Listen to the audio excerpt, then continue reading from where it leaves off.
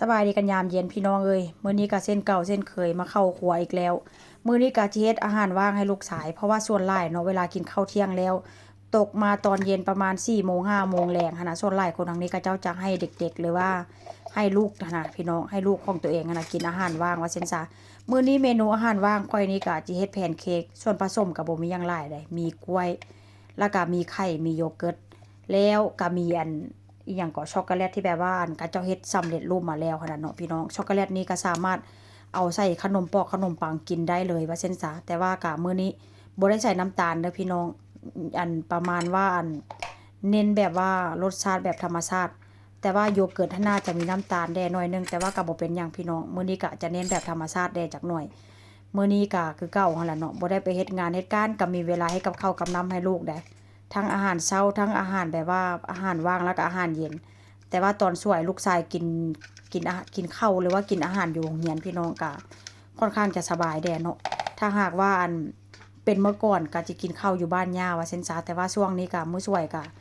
หลังจากที่ว่าย่าบ่สบายเนาะก็บ่ได้ให้ลูกชายแบบว่ากินข้าวอยู่บ้านย่าก็ให้ลูกชายกินข้าวอยู่โรงเรียนเลยจ่ายเป็นรายเดือนเอาพี่น้องหลังจากที่แบบว่ารวบรวมผสมกันเข้าแล้วมีกล้วยมีโยเกิร์ตแล้วก็อันมีไข่ แต่ว่าช็อกโกแลตนั้นค่อยบ่ทันได้ใส่เด้อพี่น้องค่อยจะใส่ตอนที่แบบว่าแพนเค้กเฮาร้อนๆอยู่หั่นน่ะเนาะก็จะใส่แบบว่าตอนที่ว่าแพนเค้กอยู่ในกระทะว่าซั่นซะ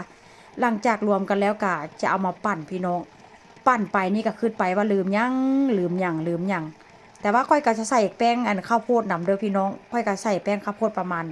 3บ่วงแกงนี่ล่ะแต่ว่าค่อยเวลาค่อยเอาใส่ค่อยก็บ่ได้ถ่ายเพราะว่าหยังจนว่าสิตักใส่หม้อแล้วพี่น้องจังคิดพอได้ว่าลืมใส่แป้งข้าวโพดเห็นบ่มันก็ค่อนข้างจะเป็นน้ำแดงหน่อยนึงเนาะ